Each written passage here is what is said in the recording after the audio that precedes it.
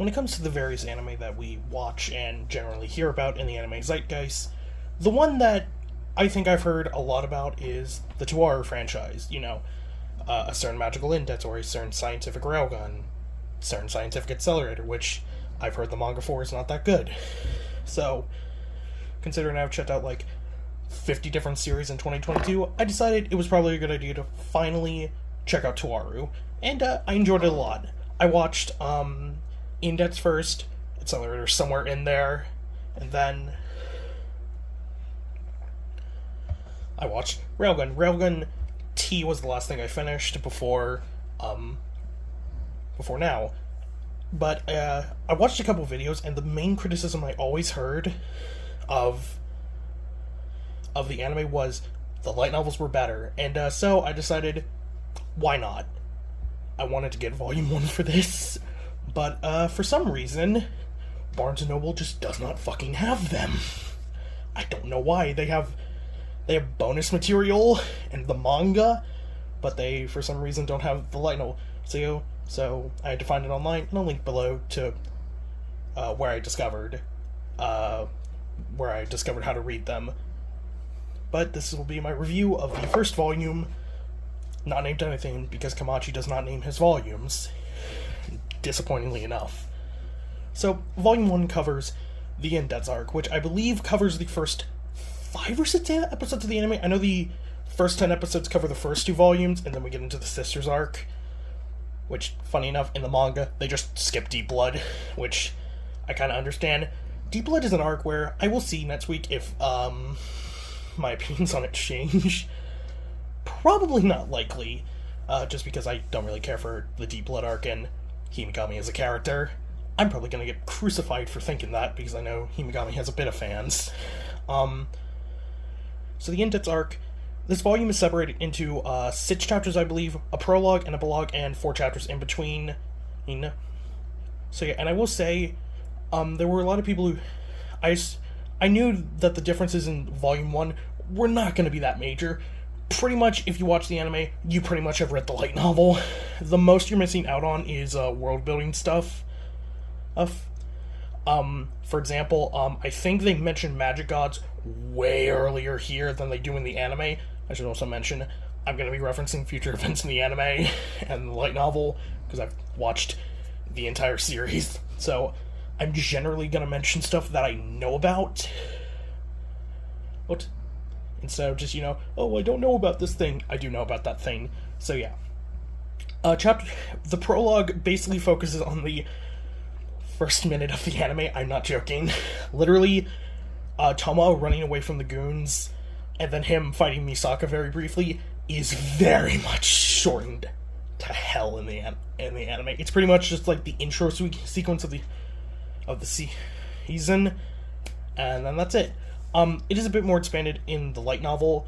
You get a lot more dialogue with Misaka and Touma. You get kind of Misaka's why she wants to fight Touma. It's like, I can't accept people stronger than me, even though there's 2 people above me in level 5 who are stronger than me, being Accelerator and Kakine.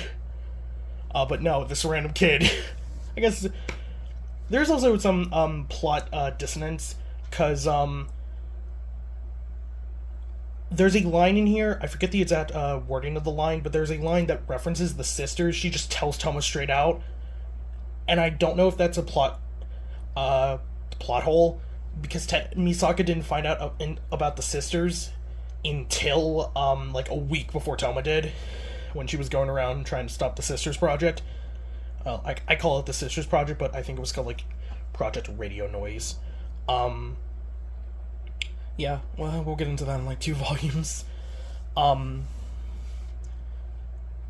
So yeah, not much with the first chapter. Pretty much they just fight. You get a couple mentions of like, we get the mention of there are 7 level 5s in Academy City.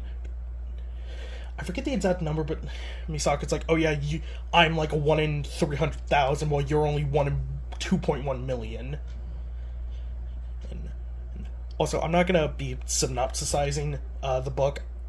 If you watch these, I assume you're watching these because you know about the series and want to know my thoughts about it. I guess it's a little bit, not arrogant, but, cocky of me to be like, oh, you want to hear my opinion on it. I doubt that. But yeah. But the Indets arc is pretty simple. So yeah. I will say the one interesting thing, everyone always explained Komachi's writing is, like, really hard to read. Not really. I didn't find it that hard to read. I thought it was like he went on for like a paragraph or two about how railguns work. No, really. Misaka kind of just shows up, mentions how a railgun works. I was going to get a coin, but that'll probably add too much sound, and I don't care. And it's apparently, like, her railgun specifically goes at the speed of sound. Another thing is, I don't think they ever showed it in the anime, but she does say her coin does melt from the friction, which makes sense, considering she's firing that bitch at, like, 3 times the speed of sound. So yeah, to actually get into it, there's not too much differences, with Touma's character. You get a lot more of his dialogue and thinking, but you do get that in like, I would say it's not to the extent that it is later on. I know there's a lot of that in, his second fight with Accelerator, during World War III, when Accelerator has the Black Wings. I know it's like 100 Black Wings in the light novel. But yeah. So that's basically the first chapter. The first chapter is kind of just his scuffle with Misaka, and Touma's kind of like, I'm misfortunate. Then we cover chapter 1, which I think is the longest chapter in the book.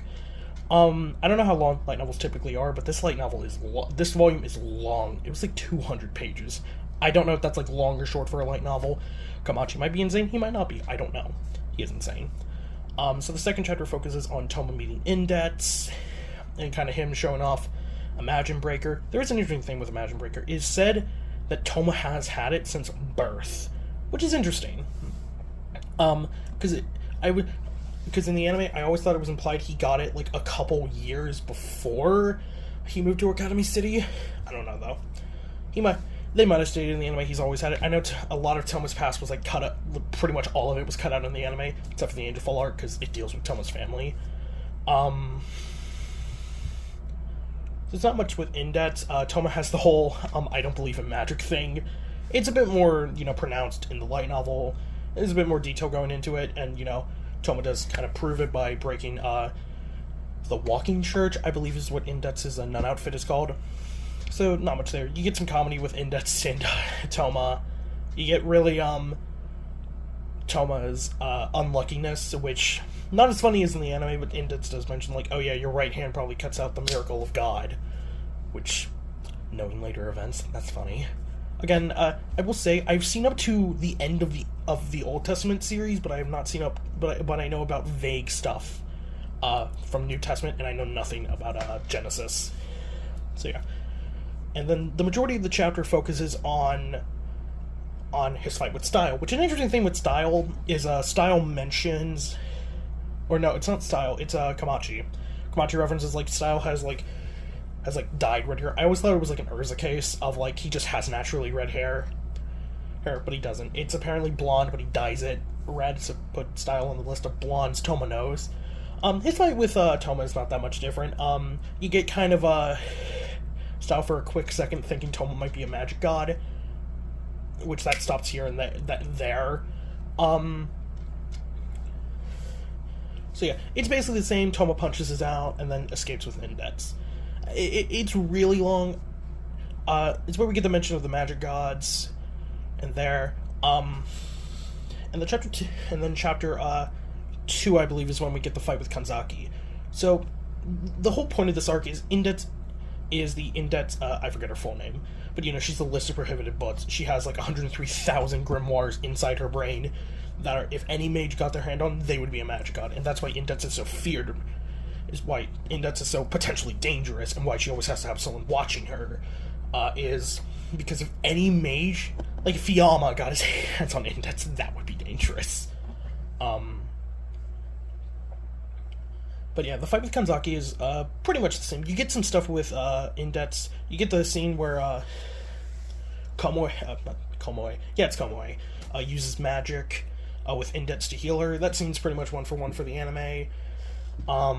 Then you get the fight with Kanzaki. The most interesting note here is you get kind of what Kanzaki... So, Touma's name is something that is very debated in the series.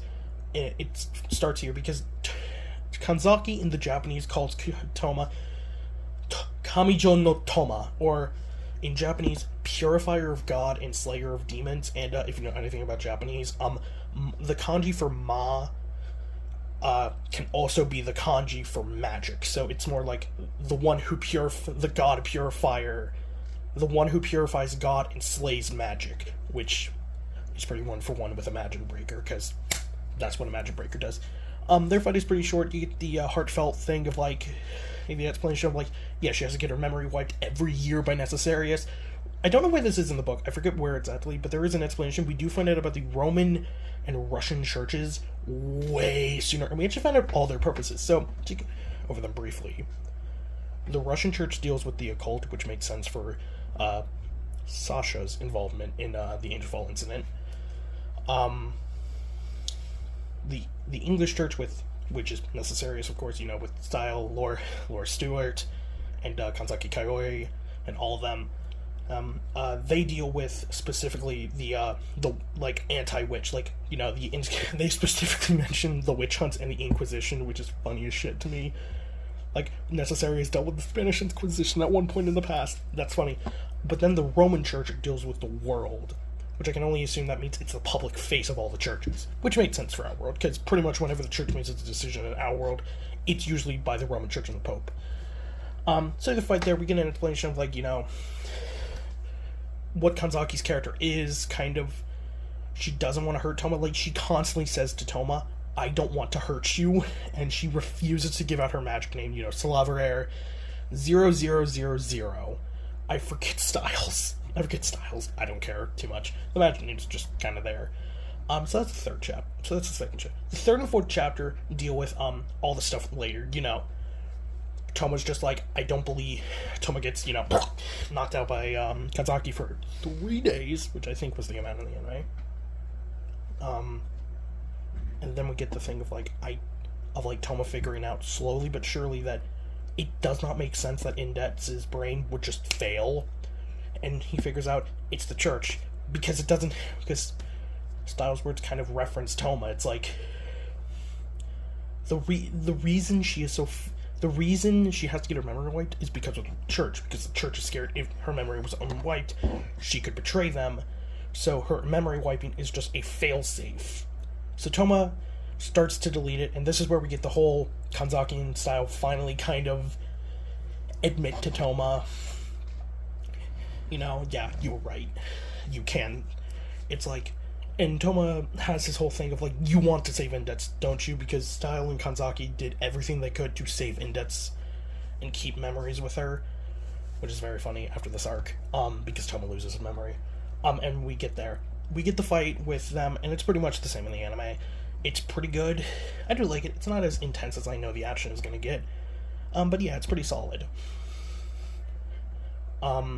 And then, of course, the fight ends with Touma being able to erase the device that is forcing Index to get her memory wiped every year, and saves Index, but at the cost of his memory. Which the epilogue chapter focuses on Index, visits him in the hospital. He kind of plays her for a joke, and it's like, nah, Index, I remember you. And then, Heaven Chancellor comes in, and because it's like, you lost your memories, right? And Touma kind of says, yeah. So it kind of ends on a bittersweet note of Touma saved Index, and Kanzaki and Style. I think it's Style who writes it's Style who writes the letter. He's like, begrudgingly thanks Touma. And they kind of say, like, we will come for Index one day, which they never do. They might in the light novel, because I know there are other people, but, specifically, Style and Kanzaki will never come after Index, because they trust Touma now, because Touma was the one. Because Touma, the reason Style hates Touma later on is because he saved Index. He did what Style couldn't. It's kind of that thing of, like, I'm frustrated that I couldn't help this person, but you were, so I'm, like, indebted to you, but I'm frustrated that I couldn't do anything. So yeah. So, and that's pretty much the arc. We kind of end with a bittersweet note of Touma, like, not remembering his memory. I will say, Komo is the MVP, as she's the one who helped Touma figure out, like, wait, yeah, why does her memory need to be wiped? And, yeah, that's the basics for the arc. I pretty much feel the same way I feel about the arc as I did, when I watched it initially. Like, I think in, like, August. God, it's been 2 months. That feels weird to me. But yeah, that's pretty much all my thoughts on the first volume of A Certain Magical Indents. I will hopefully have the next video out actually on time, because I have to do these videos like every Saturday or so. It's coming out on like Monday, you know, the eve of my birthday. So the next time I do this, I'll be 20, so that'll be fun. Well, anyways, I feel like I've rambled enough about this arc, so I guess that'll be Neo, signing out.